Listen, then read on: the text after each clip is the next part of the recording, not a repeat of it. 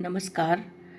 महामहोपाध्याय पंडित गोपीनाथ कविराज जी ने महानाद के विषय में कहा है कि नाद से महानाद में प्रवेश के लिए बहुत साधना की आवश्यकता है।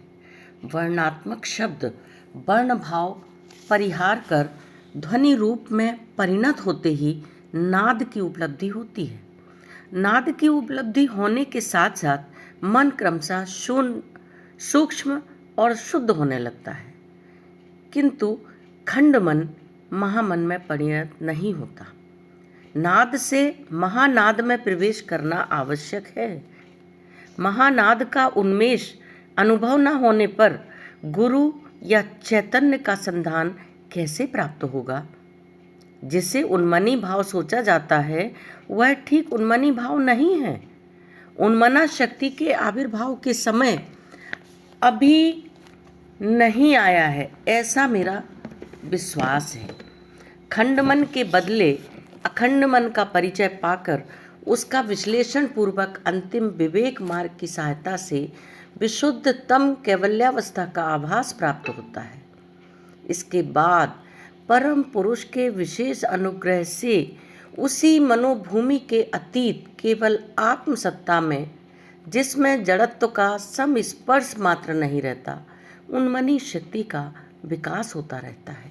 उन्मनी शक्ति का आविर्भाव होने पर जिसे अब तक मन की लीला समझा जाता रहा, वही चिदानंदमयी पराशक्ति की आत्मलीला है। सर्वत्र आत्मदर्शन सिद्ध हो जाता है।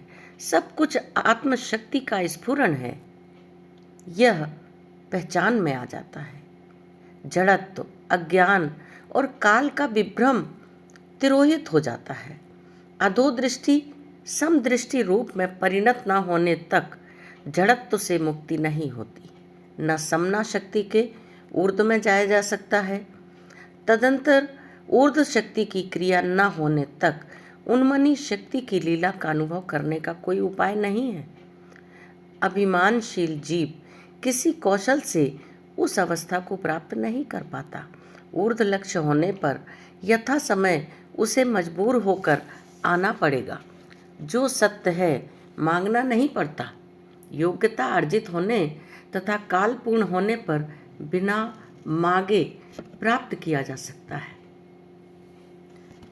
मन की अंतर्मुखी और ऊर्ध्वमुखी गति अनुभव करते हैं यदि आप, तो आपको स्मरण रखना होगा कि जब तक मन की अंतर्मुखी गति सम्यक ढंग से सिद्ध न हो जाए, तब तक ऊर्ध्वमुखी गति की पूर्णता प्राप्त करना असंभव है।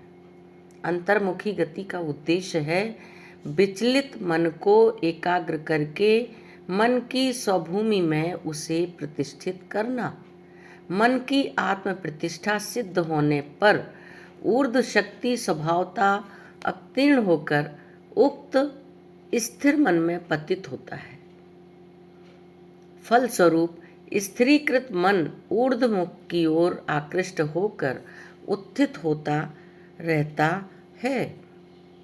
मन की एकाग्रता संपूर्ण रूप से संपन्न न होने तक समझना चाहिए कि मन का कोई अंश अभी बाहर पड़ा हुआ है। अभी तक सकल मन संयत होकर हृदय में प्रवेश नहीं कर सका है। चूंकि ये क्रिया चलती रहती है, इसलिए अंतर्मुखी गति विराम नहीं लेती। जब अंतर्मुखी की गति संपूर्ण होगी, तब बाह्य आकर्षण, अधा आकर्षण, मध्य आकर्षण एवं संसर्ग का प्रभाव किसी के मन पर अपना दबाव नहीं डाल सकेगा। उक्त अवस्था न होने तक ऊर्ध्व शक्ति की अवतरण क्रिया चेतन भाव से अनुभव नहीं की जा सकती। ये सब क्रिया चलती रहती है, इसकी वजह से मन की ऊर्ध्वगति निष्पन्न होती रहती है, किंतु कुछ हद तक समग्रता प्राप्त नहीं करती है। संपूर्ण चैतन्य के साथ वह संपन्न नहीं होती। चित्त का अंतर्प्रवाह काफी सिद्ध होने पर भी चित्त का स्वरूप प्रतिष्ठित नहीं होता। करुणामयी गुरु शक्ति का अवतरण सज्ञान में धारण कर नहीं पा रही। जीव का अपना कर्तव्य समाहित हो जाता है, तब उसे कृपा के लिए बैठे रहना नहीं पड़ता। कृपा आती रहती है, आह्वान करके उसे बुलाना नहीं पड़ता। अग्नि का सहारा लेने पर, ताप या दाहक शक्ति के लिए प्रार्थना न करने पर भी अग्नि प्राप्त होती है। ठीक उसी प्रकार महालक्ष्य की ओर चित्त के निविष्ट हो जाने पर झरने के जल की तरह कृपा का अवतरण होता रहता है। भगवान के सभी विधान मंगलमय होते हैं। सत्पथ में प्रवेश कर क्या हो रहा है पता लगाने का प्रयत्न न करके सरल विश्वास से तीव्र व्याकुलता के साथ यथाशक्ति अपना कर्तव्य पालन करना चाहिए। विश्वास की मात्रा जिस अनुपात से प्रबल होती है, उसी अनुपात से पुरुषाकार की सार्थकता घटती जाती है। शिशु की तरह अटल विश्वास प्रतिष्ठित होने पर कृत्रिम साधना की आवश्यकता नहीं होती। जीव स्वभाव की गोद में स्थापित होकर स्वप्रेरित भाव से स्वभाव के खेल में मगन हो जाता है। अपने को पृथक रूप से इच्छा या चेष्टा करने की जरूरत नहीं होती। नित्य करुणामयी माँ संतान की सारी जिम्मेदारी स्वयं ग्रहण कर लेती है। उस समय शिशु जिस प्रकार एकटक माँ के मुख की ओर देखता रहता है, उसी प्रकार साधक भी बाह्य साधन विहीन होकर एकटक मात्र चरणों में दृष्टि निवृत्त किए रहता है। वो कुछ नहीं जानता, जानने की प्रवृत्ति उसमें नहीं होती, जानने की आवश्यकता भी नहीं है। यही कृत होने का पूर्वाभास है। महानाद